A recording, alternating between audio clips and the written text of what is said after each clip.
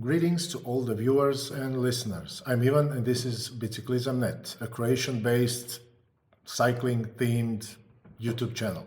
I'm gonna cut this introductory part short. We have a special guest today, the guy who really needs no introduction, kind of a goat in his own field. In the virtual flesh and mustache, Mr. Kevin Jones.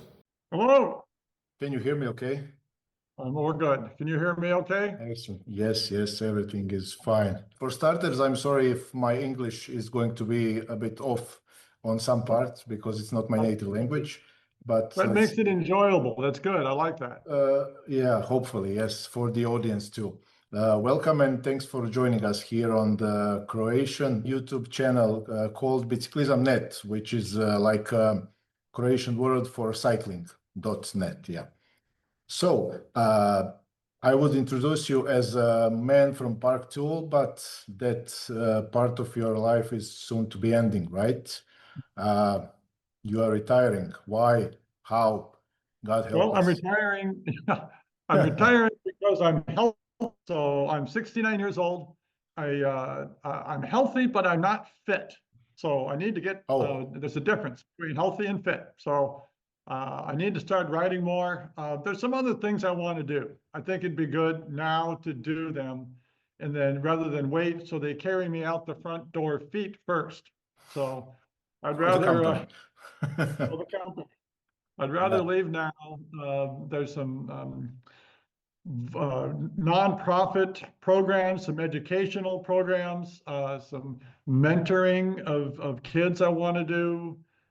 There's a local school program that has a cycling team that I've developed a mechanic staff for. We have 100 riders on the mountain bike team.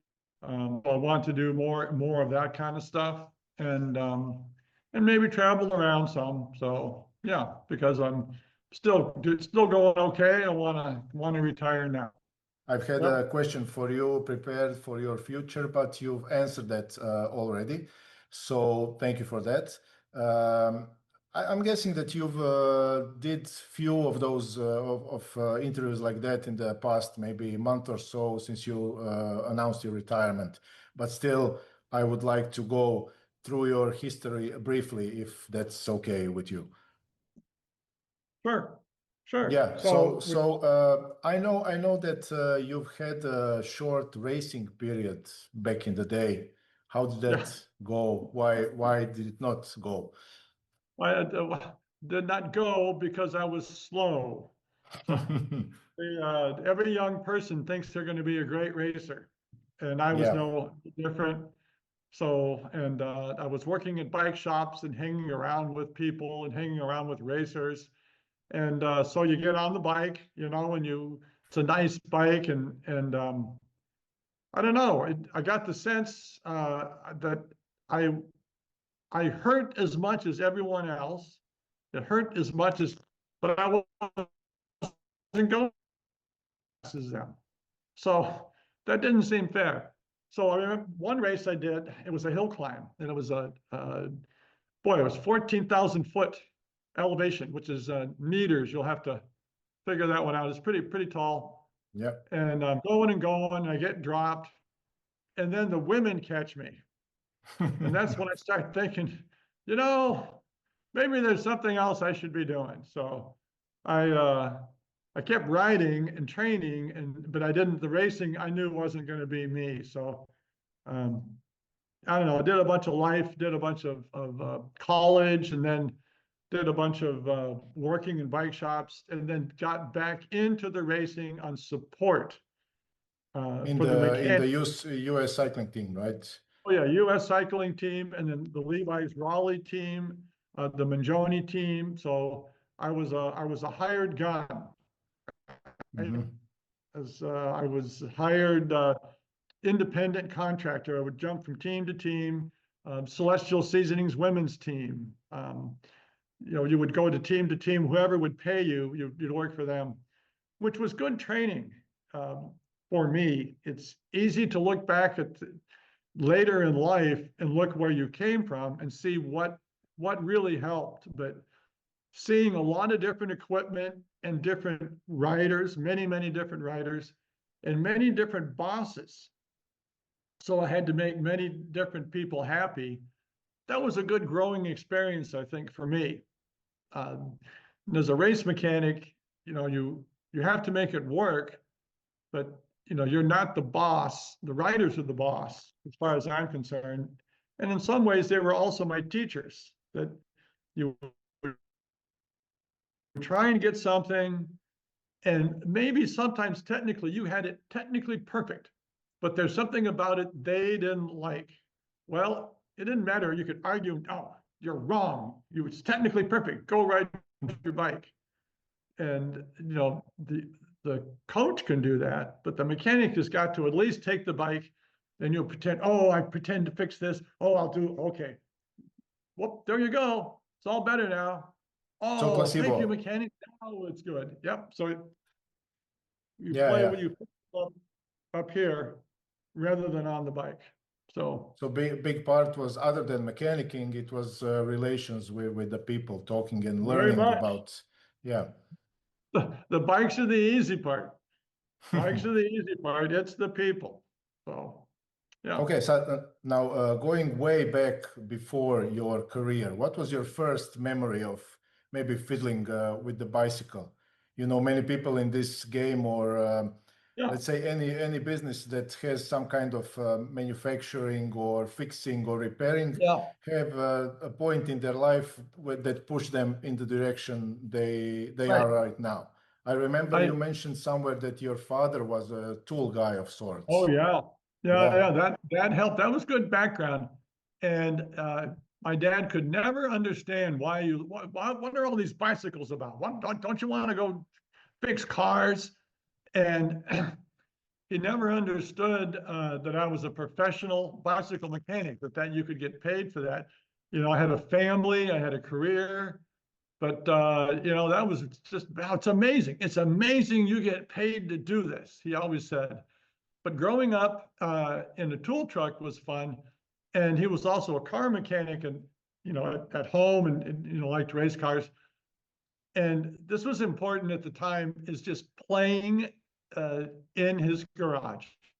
And I talked about my mentoring. I think that's an important part that in modern society we forget: the play, the importance of play for children. I got to have a big tub of bolts and nuts that he didn't want. You couldn't throw anything away, right? The sign of a good Yeah. mechanic: you don't throw anything away. I would try, this bolt doesn't go here. Why doesn't it fit here? This one, oh, this one does fit. That one does fit. Then, so you got to sort them. These are long ones, short ones. That was good. That's good. It was play, but it was also useful training, right? So Yeah. the young wolf plays with the mouse throwing it up in the air, right? It's Yeah. learning how to hunt. But for children, I think being around it and getting to play with it without stress, that was important. But the day I really thought the window opened up, I was seventh grade, would have been maybe 13 years old. I was 13 years old, and I rode my bike to school, and my parents got me it's called a Clubman, but it was really a Steyr Daimler Puch. And they're out of Austria there, and they're a big company, right? The Steyr Daimler people were a huge corporation. And it was a hardware store, and I was so proud of it. I would carry my trombone to school, and then the shifting changed. It wasn't shifting well. And I figured out why: because the shifters were moving down the down tube. The shifters were sliding down and scratching the paint. Okay, like a little brat. What was my worry? You're scratching the paint. But so my dad took me back with the bike to the shop, and I got to go see the mechanic in the back. And I said, "Look, this is scratching the paint." And he looked at the bike, and he looked at me, and he looked at the bike, and he said, "Kid, if you put a piece of pop can in it, it won't slip." And I looked at the guy, and I thought, I can do your job. I can do that. So that's when I realized yeah, you can do this. I can be a Yeah, bike mechanic. yeah, And then interesting. yeah, then the next year I got a job in a local Schwinn dealer and putting bikes together, and then on and on and on and on and on. And before you know it, you're almost 70. And oh, So it's in the future for me also, pretty yeah, soon, before you yeah, know it. Yeah. yeah, yeah. So it seems like you have a good grasp of how people or children at least are learning. How is what's the process in the mind and how Right. to approach people. I guess that's something that kind of pushed you in the teaching uh, sphere of cycling. Yeah. I mean, you started at Barnett's Bicycle Institute, or was it something before that? Have I missed a milestone here? Well, no, but yeah, before that, I was like in my work in coaching. So as a mechanic for the U.S. team, I moved then into some bike shops, and then also moved in some roles of writing, coaching development, and doing some coaching. And a coach is a teacher, right? Yeah, A good coach. It's a different type of teacher, but you're definitely a teacher to work with an athlete and to appreciate what's going on with them and hear where they're coming from, and then be able to give back. This is what you need to do, or why am I getting slower and slower? Well, you've been riding 6 hours a day for 2 months. You're you're going downhill. You need yeah, to rest. But so even before Barnett's, I think the teaching part was doing presentations. I had to do coaching presentations to new cyclists, and it was on Paceline and also on equipment too. But again, there to present material, I think to a live audience, I really appreciated that. And I think that's a big part of what helped me, having that live theater, right? So there was that Hollywood, there was that era that there was Broadway and live shows, and then they started to switch to movies. yeah. It's a different actor that went to those movies, but I like the live teaching because I can look people in the eye, and they can, oh, I don't understand, and they're staring off into space, and you can wake up. Did Yeah, you understand that? Then okay, now it's my job as a teacher. I have to state it in a different way, right? I have to state it I have to find a different way to make you understand. And the problem I have with videos is you watch one of the videos anybody has done, me or anybody else. Let's watch it 100 times. What do you get? 100 times exactly the same. exactly. So Yes, it's up to you then to change yourself. And I mean, that's not what a teacher should be doing. A teacher should bring life to the subject. And hopefully, if I reach some people, that's good. But if you didn't make the bus, if that didn't click for you, if you didn't understand the concept, you're going to get further and further behind, right? Like in the Peloton, you don't catch that wheel, pretty pretty soon exactly. you're You're off. off. Yeah. So even in the in Barnett's and also the time before that, basically you were honing your soft Yes, skills, so to speak. Yeah, right. That's right. and that was helping you in the future. I mean, Yeah. in Park Tools finally when you came over That's there. right. So after Barnett's, we're family, we're going to have a baby. So I thought, well, I'd better step it up in my career, right? Sometimes you got to change your career and bring it on up. So I came to ParkTool, which was the big deal company. Um, as the technical person, they didn't bring me on as a teacher right away. So I was the technical contact between all the manufacturers and our engineers. I had to get the right information.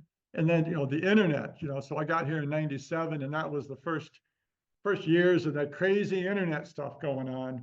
And I wrote a lot of articles, which was another thing I think it's really important is the writing. And jumping back to YouTube, my sense is um, people don't do that a lot. And I think that's a really good thing to do. And we do it here for our scripts. We write it down first because I think that gets it in your head better. Some people just want to grab tools and let's just do it. I'll just talk to you as I go. Because like I'm going to have my friend Mary come over. I'm going to show Mary, I'm going to turn this and this. And that's what I do. and then they do a video like that, and it looks exactly like that. It looks like you don't really have that deep knowledge. So, but if you write stuff down, like for articles, we had a lot of repair help articles, and then those started to, write into the book. When we first did the first big blue book, bike repair, I transitioned to that, and then, writing is difficult. Yeah. Writing is Yeah. very, very painful. I think it's very important. I think it should be done. It's not done enough and not done well. And I admire people like my son who could just write, but they've practiced and they've done it. But those natural writers, maybe it's difficult for them too, but that aspect is really important. So. Yeah, nowadays people have a very short attention span and expect everything immediately. So that's why video is easily consumable media. It's going to get worse. AI is not Unfortunately, going to yes. help. Yeah, I don't think AI is going to change things for the better, but it's here. It's like electronic shifting and e-bikes. It's here. You have to deal with it. Yeah, So. You have to. Yes. One question I've had, you mean, there are a lot of directions in cycling. You have racing, you have sales, you have mechanics, but you chose that noble direction of teaching, which ended up you being the director of education in ParkTool. Right, right. Why teaching? Again, well, it was a natural. Yeah, that was kind of the boss's decision. He had an idea because he knew I came from Barnett's. He knew all about that. ParkTool actually supported them, so I had that relationship. The idea to have a package curriculum for bike shops, because to us at ParkTool, the heroes are your local bike shops that fix everything, and we would often hear from dealers, "Oh yeah, we'd like to offer classes, but I don't know what to do." Well, that was our job then to tell you what to do. So we became, with the big blue book of bike repair, we started what's called the ParkTool School. And the ParkTool School, it's not held here at ParkTool. It's a curriculum we offer to bike shops. We have it in community bike centers. We'll teach classes. We have it in correctional facilities. There's some prisons that offer it. There's some church groups that offer it. So the idea is that these bike shops have the technical knowledge, but they need to know how to do it. They need to learn how to teach. So there's a teacher's guide in the big blue book, and then there's the student book. So it's like a college course. There's the textbook for the students, but then the teacher has a different manual. And the teacher's guide doesn't have the secret tips, right? It doesn't have the real secret insider tips.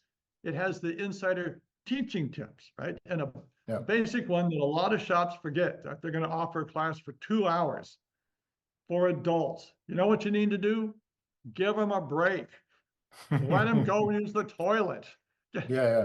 You want a cigarette? They've been working.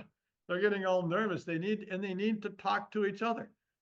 When you take a community class, so think of different community classes that are around. Learning to quilt or sew, learning to tie flies. You're going to take a clay class and learn how to turn on a wheel and make a teapot. All right. Part of that is learning the skill, but you're also talking to all these people over here. Oh, what kind of bike do you have? Oh, I've had one of those. Let's go on a ride. And you're making the community. So we wanted to offer a way for the shops to help develop that community so that people would see them as the center. And then that would help increase the tide, and hopefully they would buy a lot of ParkTools. Yeah, of course. Make money. So, and you did. That's the real idea.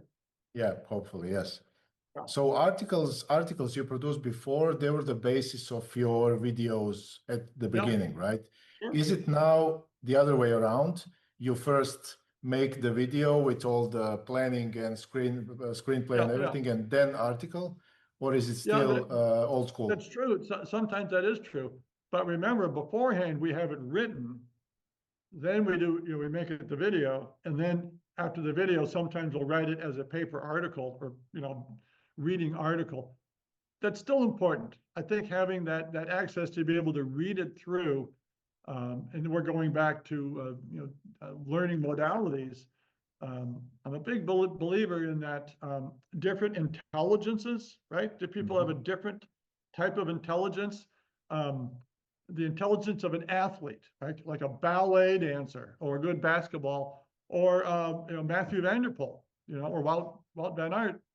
They're able to do things with their body and put it in the right place at the right time with the right balance to do those things. And then there's the people who are naturalists that know how to catalog things and can see something and understand systems, or you're a spreadsheet person, all these different things. And some people are mechanical. So you have to learn different ways as well. So having that written article is important. But yeah, sometimes it comes after the video, but we still think that parallel world is still important. Okay, now you have a big, I guess, production team behind the camera. Does it make it easier or harder than before when you only had your GoPro or whatever? The makeup crew is always slow. Indicated launches are terrible. No, we don't have a big crew. There's me, and there's Truman, and there's Dane Whitehead, and then Joel Fotz, who's the editor. So I guess me, Dane, Joel, 4 of us, pretty much 4 of us. And then we get other people too. Sometimes we'll do a video. A good example was wheel lacing. We would do a draft of it, and then we would show it to a person who doesn't know anything about the bike and say, can you do this? And if they would watch it and do it wrong, well, were they wrong? We were wrong. Yeah. Right. That's the difficult thing, again, getting back into the teaching, is for you to put your mind into the mind of the learner. We do it a certain way all the time. And of course, everyone knows that. Well, you can't assume that. Jargon is a really good example. And lawyers are bad at this. Well, they're bad because they want to be bad. Doctors do this, right? Their own language. And in bicycle, right, we did barrel adjuster, and we talk about tension and all these little buzzwords, right? Pods. What's a pod? Well, it's a big group of fish. No, a pod is the piston down in your hydraulic brakes, so you can have 4-pod, right? But the problem with jargon can be that you're shutting people out. But it also saves time. And if you're talking to other peers, you can say, yeah, I have a 4-pod brake.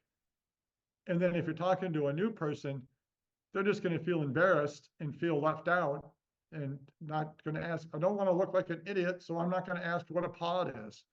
So jargon can be a tricky thing. So we try and balance that out. But yeah, it's basically a crew of 4.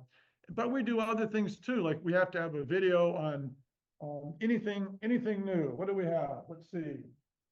We're going to have a new chain tool comes out. Well, there has to be a video that, it's kind of the sexy video. Ooh, here it comes with the nice music, and it goes down on the chain, and the hand comes in, and ooh, it's 30 seconds, but it's all swoopy, and it's a product video. Call it a product video. Everything needs a product video. Doesn't matter how boring it is, right? Then there's the repair help videos. That's when we'll talk about chain wear, actually applying the knowledge. We're going to use the tool, but it's not selling the tool. But we're talking about how it's going to ruin your chain ring. The bad chain's going to skip. Eventually, it's just going to fail. So we're going to have to measure it and then figure out when to replace it. That's a repair help. Then we'll have what's called a Tech Tuesday, which tend to be the goofier ones that are more fun. That we'll have a point to make. We're trying to make a point, but we're trying to have some fun with it, or just teach something different. That's like the last one that we did was on transfer of energy, which was kind of fun. The idea is to think about your bicycle as a wrench. You're pedaling with a wrench, You're turning the crank. The crank turns the sprockets. The sprockets are also a wrench. Your wheel is actually a wrench, and that's eventually hitting the ground, and you're going. So, you know, how does that all connect? So, yeah. You and see then, the you see the lost face here. At least you see it, yeah. So I would say that you still kind of prefer face-to-face teaching after all of that and the big I think production so. of everything. Yeah. That's why I like and we still do the events like Sea Otter or trade shows. You know, we'll go to a show and someone will come with a bike and we can talk to them and learn from them and show them. We want them to touch the tools. We want them to, which is good to see, because we always think people are going to grab it a certain way, and then people they're doing this, and well, that's not how you're supposed to do it. Well, we take that knowledge back to the factory, and you know, maybe it will change something. So yeah, no, the Yeah, I face to face understand. is good. Okay, Yeah. so fast forward to 2026. Yeah. What's the favorite part of the whole game for you? Is it the mechanics? Is it the teaching? Is it the bike itself? I mean, That's the no, teaching, I already see that you enjoy teaching, but yeah. I don't know how to split that up. I don't know how to. That's a tough one. You know, the bike for sure. Bike's probably on top. But I am intrigued by that human bike interaction, especially as I get older. So, like I said, I'm fit. I'm doing pretty good. But I have friends that I have my old boss as a race mechanic. I need to go see him and change his stem. He has a lot of neck pain and back pain, but I think he's trying to be the man he was when he was 25. Well, he's not 25 anymore. His bike, the same. yeah, It's a new bike, but effectively his contact points, same. So that human person interaction, I think, is really, really important. Also, people of my type, I think recumbents are not a bad thing. People, you get older and older and older. At some point, you don't want to fall over, right? So yeah, we're bipedal, which of is course. fun, but it's going to be easy to fall over, and you don't want broken bones when you get old. Like Eddie Yeah, Merckx, what a hero. The guy still wants to ride. He wants out of that hospital, go for a ride. yeah, And, you know, if you gave that guy a recumbent and said, how about this thing? He'd say, bring it on. I don't think he would be all, oh, I can't do that. I'm only a racer. I have to have, no, I think he would say, give me a bike. Give me that thing. I'll go ride it. yeah. So, yeah. I understand. Yes. And One more, e-bikes are kind of the same thing. yes. One more thing I wanted to ask your opinion on. I've seen some statistics in some videos about the material you have on the ParkTool YouTube channel, and it Yeah. says that the most viewed videos are the most basic ones. You know, changing the tube, Yeah, wrapping the makes sense. handlebars, whatever. Yeah. As a teacher, how does that make you feel? I mean, those are all regular people, amateurs, showing their like a first interest in bike mechanics. Does it give you some additional push to do it harder or higher quality? You know, if you understand my Well, question. yeah. So when we started these, I do. When we started these videos, the way I thought about it and the way I set them up is what we call first wave. And then later we're going to do a second wave and sometimes a third wave. So what's a first wave? Our assumption is you own your bike. You're not building your bike. You went to a bike shop, here it is. What can happen? You may need to clean it. You may get a flat tire. Okay, so that's that very low level first wave. Eventually, you may have to put parts on. So now we're coming back. All right. So cleaning your chain is first wave. Installing a chain, now that's second wave. Now you're putting parts on your bike. Um, Third wave would be like installing a fork. You're literally building that's much more sophisticated. So those first wave things are what, a lot of people are where they're at. They have their bike. They're not going to figure out what tires to put on. They're just going to put the same type of tire on. So yeah, that lower level. But the handlebar wrap is interesting. And this is true, I think, pretty much all over the world. It used to be shops had to wrap handlebars as part of a bike build. So you would build 10 bikes a day. You were wrapping 20 times, right? You were wrapping handlebars, all day long, all day. It was just nothing. So mechanics got to practice that. Well, the last 20 years or more, that's gone. The bars come wrapped. So where do mechanics learn how to practice? On the customers? Yeah. So not many people, that's a skill that's gone away. All right, that's a skill that's leaving. So wheel building is another example. It used to be shops would build all the wheels, and now you can't blame them. They can buy a wheel, right? So I can spend an hour as a mechanic and new spokes in a rim, and I can build you a wheel, and it's it's $100. But the bike shop can go out and buy a wheel and sell it to you retail for $100. Yeah. And their mechanic did nothing. So the mechanics are learning that less and less, but just because they're not doing it. This is what mechanics are learning now is, how do I take my cell phone and learn how to diagnose and fix your bike? And that's kind of what we're so the screen doesn't go off while I'm watching someone else do it. Yeah, that's right. Okay, I have a few quick draw questions as we are reaching the end, because I'm not going to take too much of your time. First is how many bikes do you own, and what's your favorite? And also sub question, what do you think about the N+1 theory? Oh yeah, no, the N, okay, how about go backwards? N+1 is a good theory, but it doesn't mean it's it has to be more expensive. Sometimes your N should be a single speed or a beater that you're going to ride only in trashy weather. It doesn't have to, get a nice bike, nicer. Yeah, you get a nice bike, maybe go down, down, down. You get a cheap bike. I rode it a while, and then I made a friend. You know what, buddy? Here, have a bike, one of mine. Then it's N-1. Then you can add another one. So no, I'm an advocate of the N+1, but it has to be the correct one. Okay. Yeah, has its own purpose. Yeah. So what do I have now? I gave away my Raleigh 3-speed. I just gave that to an engineer, so I can't count that one. That's gone.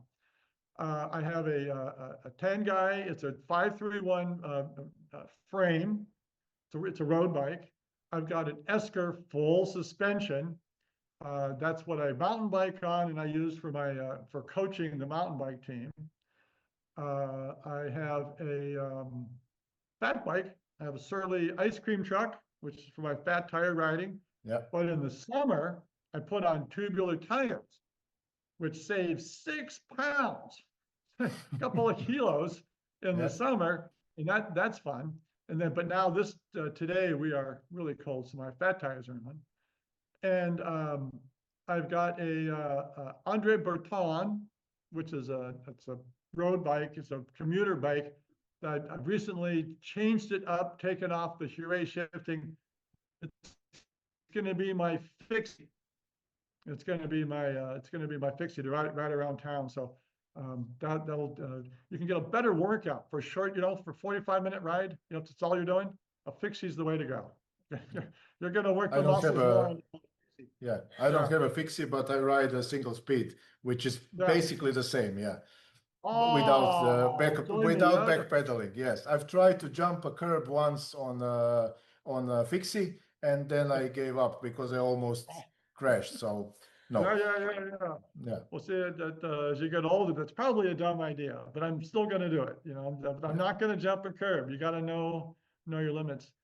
Yeah, you have to read the road beforehand. Yeah. That's right. I'll just do predictable ones. And for now, that's it. I'm thinking What's of your another one, fave? trying to think of, yeah. Well, what's going to be my N+1 then? No, I don't what's want to your get rid of it. favorite? Oh, that's a tough one. My favorite for sure is my road bike because my good buddy, who's a frame builder, Steve Bishop, built it and gave it to me. And it's got all sorts of funny parts on it. And I think of him every time I ride the bike, right? So how can that not be your favorite bike? My Esker is carbon fiber and it's full suspension and boost and blah blah blah one by and okay, yeah, it's fun riding and I love the single track, but I don't think of him. I don't think of my friends, Yeah. So yeah, that's what I'm saying. Go Okay. with the one that makes you have nice memories. Yes.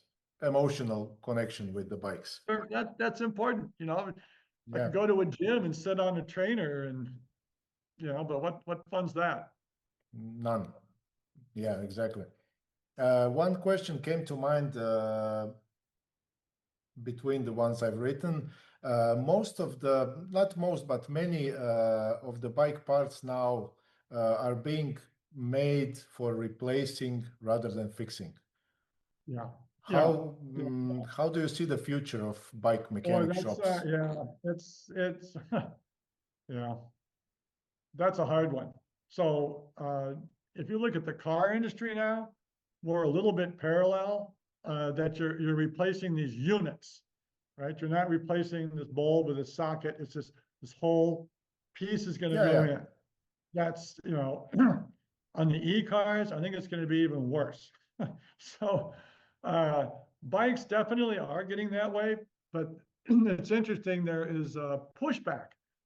A U.S. company called Madrone. Madrone, that's a derailleur that's completely rebuildable, right? Oh. And even SRAM has been offering cages. You can now get cages for their stuff. So I think that's a classic case of consumer pushback on manufacturers, right? So can they get the parts can they get it fixed? Um, that's an important thing, but that's going to have to come from the consumer. There's this big push now in a lot of things called right to repair, that you have a right to repair something. The manufacturer has to allow you to do that. And some like car companies, BMW famously came out with a new screw it's a proprietary head that only they have the tool. Yeah, I've read That's about it. Yeah. pissing off some people. So yeah, that's something from the consumer is going to have to be responded to, but the manufacturers are only going to do it if the consumers say to. That's what's going to happen. So for fixing, you need tools. What's your favorite tool from ParkTool? My favorite tool, it's still my favorite. Can I grab it? Don't Yeah, go sure. away.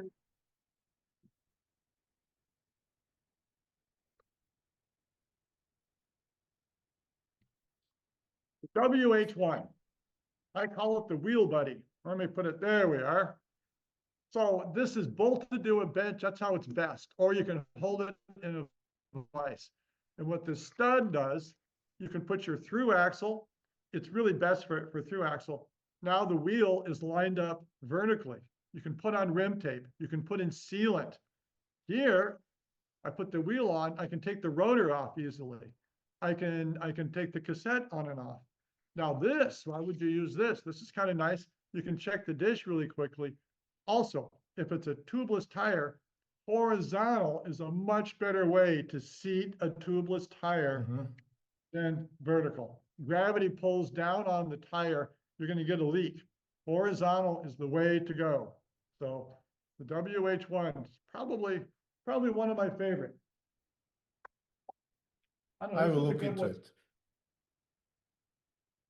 This thing's a tank. It goes forever and ever. So just the cheaper of the two, we make a real fancy one, but sometimes it's the less expensive ones that are good. Fewer parts to break in the less expensive ones. Remember, a poor craftsman blames his tools. So Yeah, you true use that. it Yes. correctly, things should go okay. Yeah. So, Okay. Have you ever taken a suggestion from a viewer or a Sure. consumer and made a tool based on their input? Uh, Often we made tools that we're thinking of it, and we get positive, we get comments about, oh yeah, it will address their problem. So the best thing we get from that we'd like to hear from consumers is, no, make a tool that's exactly like this. What we want to hear about is the problems that you're having, right? Mhm. What are you trying to do or get done? That's the problem. Designing the tool could be our job, but Yeah. that's really the hard thing, is what problems are people facing, right? So, okay, this is a good one. Um, Getting rim tape on consistently and nicely every time. That's a tough one. It'd be nice to have a tool that would help do that. That WH1 actually really helps you fixture the wheel and do that. So, right, we do get some good ideas, but and then also often an idea that someone wants a tool to do one thing on one model of fork for one brand. And Yeah. I'll buy one. They'll say, I'll buy one. See, you sold one already. Okay, so now we have 9,999 to go. Who else? Who else wants one of these things? So I get the it. Yes. specialty things are tough. But ParkTool doesn't like to be the tip of the spear, right? Sometimes we're a big company. We don't want to be the very first person to come out with something. We want to think about it. We get ready. We research it, and then we offer it. Because if it's wrong, then you got a lot Yeah. of them, and that's a problem. So you A lot don't of turn the money ship. wasted. Yeah. You don't turn the big ship quickly. Of course. Do you have a tool that you would recommend for people to have that it's not so obvious? Oh, boy, these are tough ones. Are you a home person or are you a shop? I'm a home person. A home Yeah, and person. I'm asking for like regular people, not shop owners. Yeah. Regular people. Well, you should have a spoke wrench, right? Everyone should have a Okay. spoke wrench. Yep, that's a fun one. But that should also Yeah. then include a tension meter, right? Well, no, oh, come on. Should you play No, with the tension of the spokes if you don't know what you're doing? no, it's for emergency. A lot of this stuff is emergency. Um, okay, sadly, this is true. One of these stupid things, The best because tool ever. you can purchase the BBB Big Blue Book of Bike Repair and download it. You can get a Kindle version. Boom, you've got it right there on your phone. So get the hard drive. So if you're out of service, you always have that. A good hex set. I would say a good hex wrench, a good set of hex wrenches. These are really versatile. Doesn't have Simple. to have the handle. No. Doesn't Well, have to be a T wrench. Yeah. Here's your handle, right? So Yeah.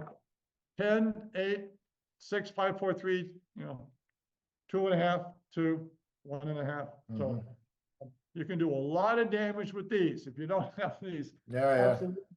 Number one to get right there. Okay, I know you are a manufacturer of tools. Is there a task or a skill on the bike that you would still rather recommend for people to go to the specialized bike shop and not to try to do it at home? Sure, lots, but it does. Sadly, good thing this is in Croatia, not the US. So it depends on the competency of the shop and the competency of the user, so of the bike owner. Definitely, there are some bike owners who are more competent than the shops in there that they go to. Okay, so that, okay, truing wheels is an example. If it's a person has the equipment and takes their time, and the shop is sloppy and just trying to get through stuff, yeah, they can do a better job. Okay. Yep. So, but generally things, okay, tubeless tire fitting, not necessarily changing, but the original setup probably should be done at a shop. And then also ask yourself, what accountability do I want? Because if the shop did it poorly, you can go back and say, this is wrong. When you fix it yourself, you're the one to blame, right? Yeah.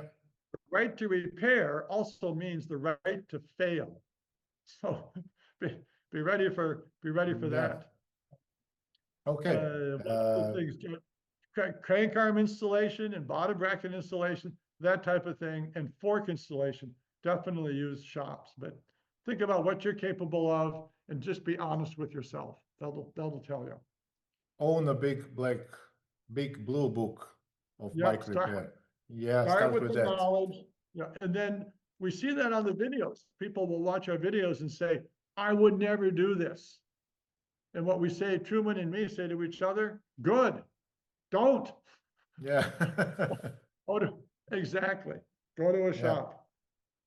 Okay. What's the first thing you would recommend for people riding bikes should learn in fixing bikes? And it can't be changing tubes. Not including tubes. Yeah, not probably including okay. tubes. If you don't count flat tires, right? It would be inspection. The number one thing would be inspection. Learn how to listen and feel your bike. Pay attention to creaks and squeaks. I'm sure you have big charity rides that you've gone on, right? Yep. Great big social, 100 people, 1,000 people, you ride along, and people are riding the noisiest, clunkiest bike. You go up next to them. What, do you know your bike's squeaking? What? I can't hear you. There's a noise. Yeah. To learn, number one thing is to learn how your bike feels good. So then you know when it's bad. The weird noises, it's much like a car. You buy it new, it's good, everything's driving.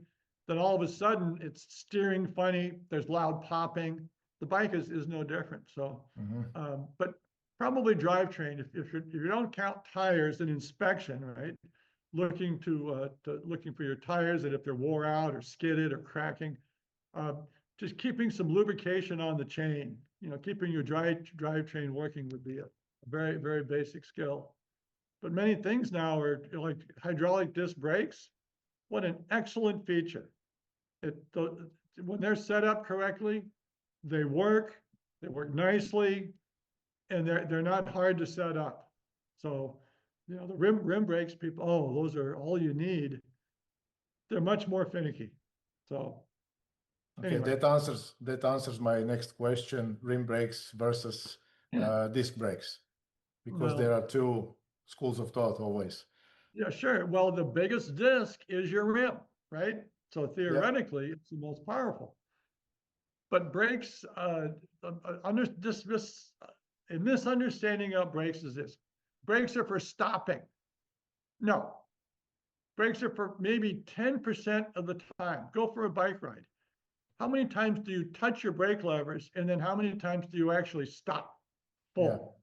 Yeah. Right? So they're for control. You want subtlety, you want that modulation. That's what you want, right? So you don't just want stop, go, stop, go. And the disc brake in rain and steep descents, nasty weather, mud, definitely does a better job than the rim.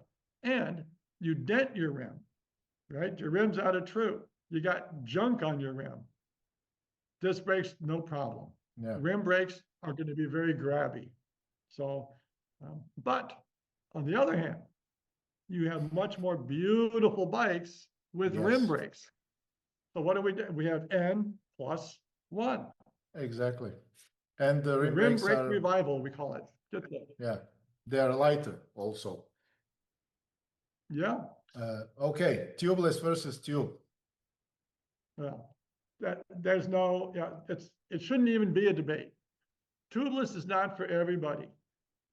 It's really for performance. If that type of performance is not important to you, you shouldn't really care. Mountain biking, which is largely where it came out of, the main thing is to get a bigger footprint and not get a pinch flat, right?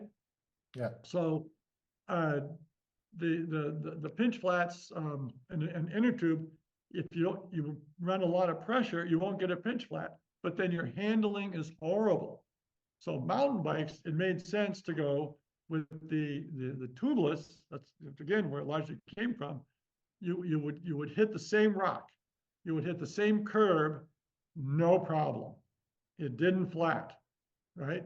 So that's much better. So, but if you don't want to deal with the mess, then you stick with the inner tube. So it's hardly a debate. Everybody can be happy there. Yeah. Okay. Steel is real versus other materials. Oh, steel.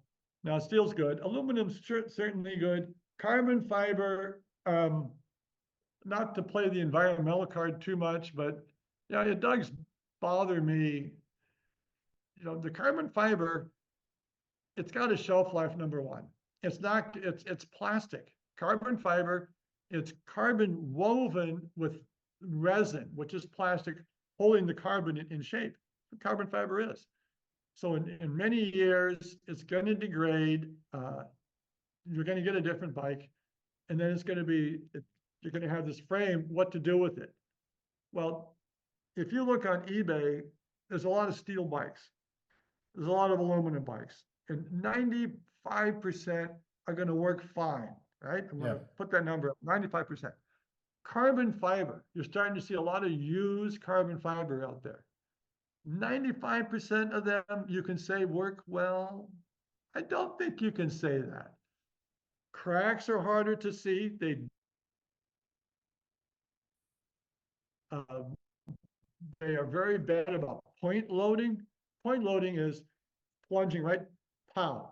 Right? You didn't hit the ground. You hit a little stick in the ground, bam.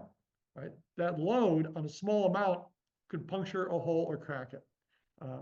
So do you know that's not happened on your carbon fiber bike? There's X-ray technology that can detect that kind of stuff. Yeah. Who's doing that on eBay?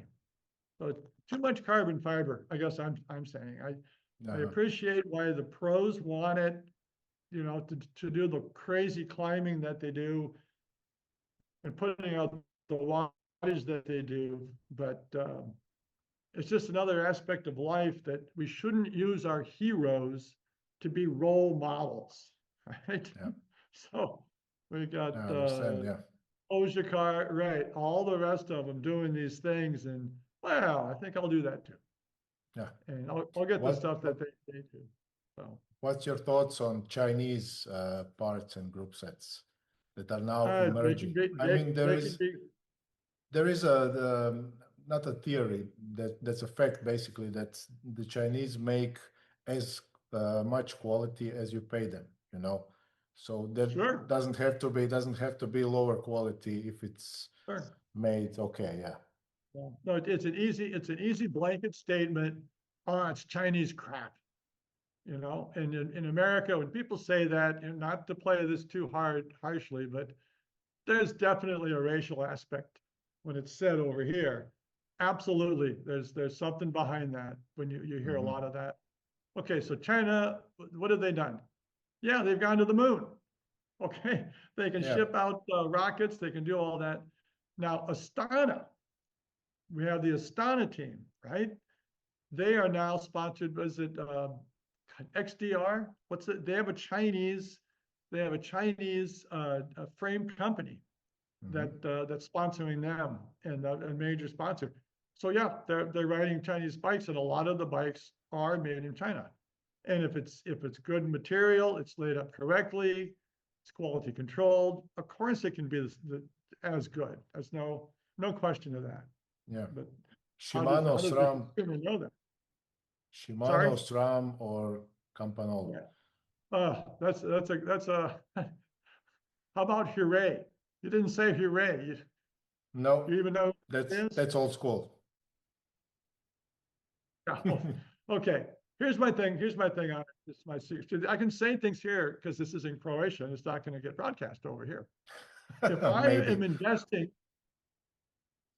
investing, my 401k plan money, I'm going with SRAM. Really? That's where I want. Oh yeah, that's what. If I'm getting it to ride, I want to go with Shimano. So